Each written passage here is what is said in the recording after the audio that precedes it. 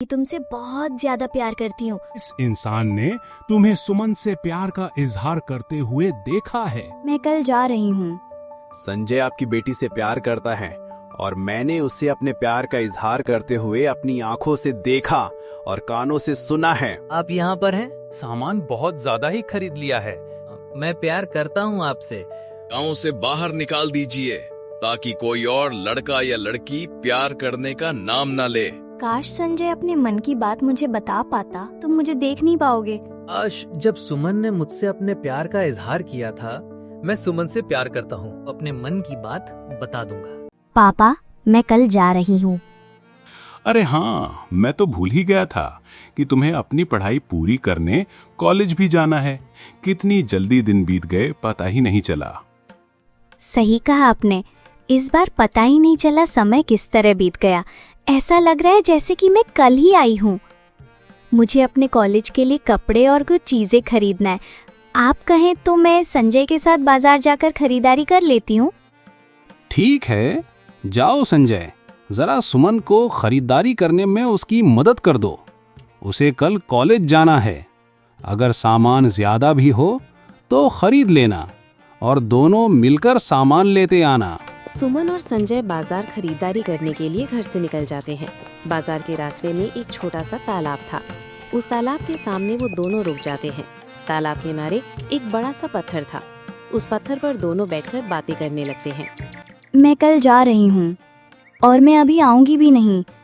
तुमने मेरे सवाल का अभी तक जवाब नहीं दिया है। तुम अभी भी सोच में हो क्या?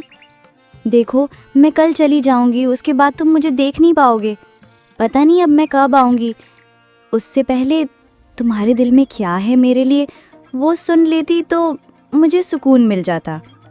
मैं अभी कुछ सोच नहीं पा रहा हूँ। मुझे आज रात तक का समय दीजिए। मैं सोच के कल आपके जाने से पहले मेरे मन में क्या है वो बता दूंगा। तब तक मुझे सोचने का समय दीजिए। ठीक है, आज रात तक तुम आराम से सोच लो, लेकिन जो भी हो तुम्हारे मन में, कल मेरे जाने से पहले तुम बोल देना ताकि मैं आराम से जा पाऊँ। सुमन और संजय सारी बातें करके बाजार खरीदारी करने के लिए आ जाते हैं। बाजार में बहुत सारी चीजें बिक रही थी। सुमन को कुछ समझ में नहीं आ रहा था कि क्या क्या खरीदा जाए। सुमन और संजय बाजार में घूमकर सारी चीजें खरीद लेते हैं। उनको खरीदारी करने में काफी वक्त हो जाता है, जिसके कारण रात हो जाती है। रात को घर जाते हुए रास्ते में आपने सामान बहुत ज्यादा ही खरीद लिया है। थैलियां भी बहुत ज्यादा हो गई हैं। हाँ, सही कहा तुमने, पर मैं यहाँ अब कब आऊँगी उसका मुझे खुद ही अंदाज़ा नहीं है। इसलिए मैंने अपने मन की सारी चीज़ खरीद ली। अब रात भी इतनी हो गई है कि जल्दी से घर पहुँच के सारे सामान को पैक कर लेना होगा, ताकि कल सुबह मैं जल्दी निकल पाऊँ। और तुम्हें अपनी बात याद है ना? मुझे इंतज़ार रहेगा कल सुबह का। मैं कल सुबह सोचकर आपको बताऊंगा। अगले दिन सुमन कॉलेज जाने के लिए तैयार हो जाती है और अपनी गाड़ी का इंतजार करने लगती है। सुमन के पापा साथ में होने के कारण संजय को मौका नहीं मिलता है सुमन से बात करने का और अपने मन की बात बताने का। सुमन संजय की बात बिना सुने ही चली जाती है। कुछ दिन बाद संजय पूरी तरह से उदास हो जाता है। सुमन के साथ काफी दिन रहने के कारण संजय अब अकेला महसूस कर रहा था। संजय को किसी भी काम में अब मन नहीं लग रहा था। वो उदास होकर गांव के पीछे वाले पेड़ पर जाकर बैठ जाता है और सोचने लगता है। सोचते सोचते कब रात हो जाती है उसको खुद ही पता नहीं चलता था। इधर सुमन का भी वही हाल था। सुमन को भी कॉलेज में मन नहीं लग रहा था। वो अकेली उदास होकर बैठ जाती। सुमन संजय का जवाब बिना सुने ही कॉलेज आ गई थी, उसके कारण उसका मन और उदास हो जाता। काश संजय अपने मन की बात मुझे बता पाता तो कितना अच्छा होता। लेकिन उसने मुझे बोला था कि वो मेरे जाने से पहले वो अपने मन की बात मुझे बताएगा, पर उसने नहीं बताया। पता नहीं उसके मन में क्या ही चल रहा था। इतने दिन हो गए हैं, अब अच्छा भी नहीं लग रहा है। पता नहीं क्यों अब उससे मिलने का बार बार मन कर रहा है मुझे। जल्दी घर जाने का कोई उपाय करना पड़ेगा। उधर संजय का भी वही हाल था। संजय भी अपने आप में अकेलापन महसूस कर रहा था। संजय सुमन के बिना अब रह नहीं पा रहा था। अब उसे पता चल रहा था, सुमन की ना मौजूदगी होने पर उसे एहसास हो रहा था संजय के मन में सुमन के लिए जो भी था अब वो प्यार में बदल चुका था। संजय को सुमन से बहुत ही ज्यादा प्यार हो चुका था। काश जब सुमन ने मुझसे अपने प्यार का इजहार किया था उस वक्त मुझे उसे हाँ बोल देना चाहिए था। अब वो नहीं है मेरे सामने तो मुझे बहुत बुरा लग रहा है। मैं अब कुछ सोच ही नहीं पा रहा हूँ। अब हर वक्त मुझे उसी का ख्याल आ रहा है। अब तो मन ही नहीं लग रहा है उसके बिना। पता नहीं अब कब उसे मिल पाऊंगा और अपने दिल की बात बता पाऊंगा। रात को संजय बिस्तर पर लेटकर सुमन की बातों को याद करने लगता है। उसे अब सुमन के ही ख्याल आते थे। सुमन के बिना उसका जीवन अब अधूरा हो चुका था। ऐसे करते करते कई दिन बीत जाते। एक दिन संजय सुमन के घर जाता है तो संजय देखता है कि सुमन घर में है। संजय ये देखकर पूरी तरह चौंक जाता है। आप यहाँ पर हैं? आप कब आई? मुझे पता ही नहीं चला कि आप आ चुकी हैं। हाँ, मैं आज ही आई हूँ सुबह। तुम्हें यहाँ देखकर मुझे बहुत खुशी हो रही है। अच्छा, तुमने मुझे एक वादा किया था पर उसे निभाया नहीं।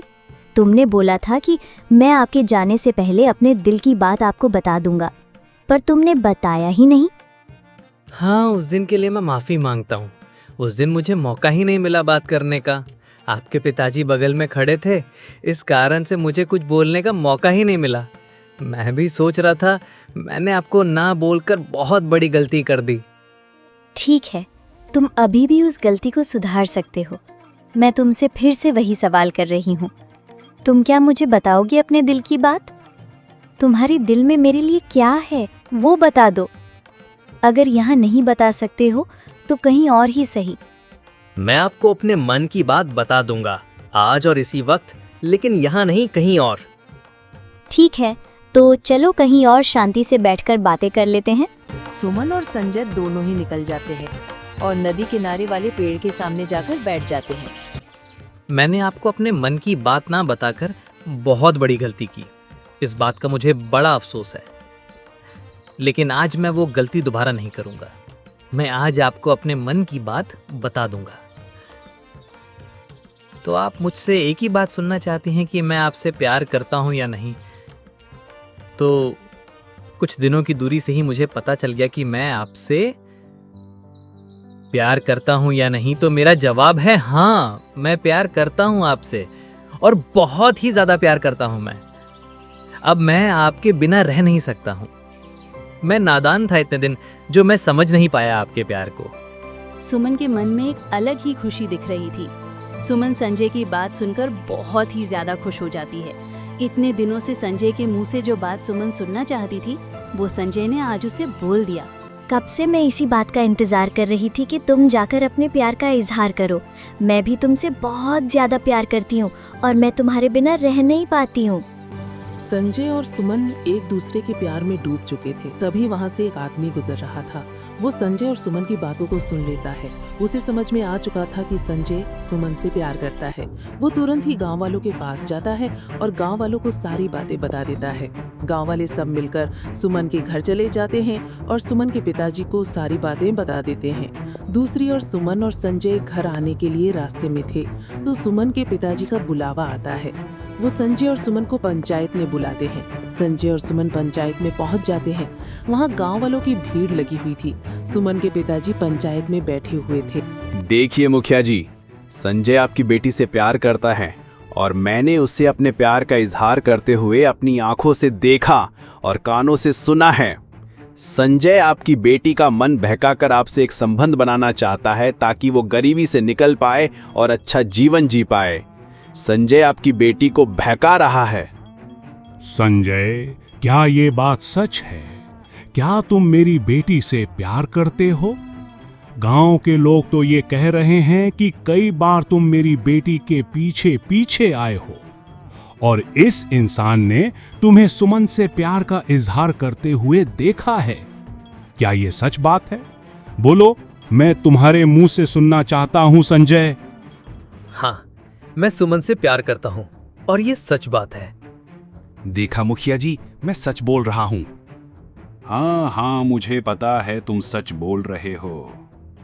इसे गांव से बाहर निकाल दीजिए ताकि कोई और लड़का या लड़की प्यार करने का नाम ना ले।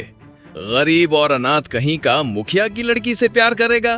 तेरी इतनी मजाल। एक मिनट, तुम चुप रहो। यहाँ पर मुखिया कौन है? आप हैं यहाँ के मुखिया? हाँ, तो मैं मुखिया हूं तो मैं अपना फैसला सुनाऊंगा, तुम लोग नहीं। मैं पहले दोनों पक्षों का बात सुनूंगा, उसके बाद कुछ फैसला लूंगा। तो बेटी सुमन, क्या तुम संजय से प्यार करती हो? हाँ, मैं संजय से प्यार करती हूँ और सबसे पहले मैंने ही संजय से अपने प्यार का इजहार किया था और ये आज की बात नहीं है। मैं जब इससे पहले यहाँ आई थी उसी वक्त मुझे संजय बहुत ही अच्छा लगने लगा था। उसी वक्त मैंने उसके घर में अपने प्यार का इजहार कर दिया था, लेकिन संजय ने मुझे उस वक्त मना कर दिया था। अब कई दिनों की दूरी के बाद संजय को मेरे प्यार का एहसास हुआ तो उसने अपने प्यार का इजहार किया मुझसे। अब मैं शादी भी उसी से करूँगी। ठीक है, तो मैंने दोनों पक्षों का बात सुन लिया। अब रहा फैसला सुनाने की बारी। तो मैं सुमन का पिता और गांव का मुखिया होने के नाते ये फैसला करता हूँ कि मैं संजय को अपनी बेटी से प्यार करने के कारण उसे अपनी बेटी से शादी करने को कहता हूँ। संजय और सुमन की शादी मैं धूमधाम से करूँगा क्योंकि मुझे संजय बहुत पसंद है। भले ही वो गरीब और अनाथ है, लेकिन वो बहुत ही ईमानदार और अच्छा लड़का है। इसीलिए मैं सुमन की शादी संजय से करवा रहा हूँ और आप लोग भी शादी में जरूर आइएगा।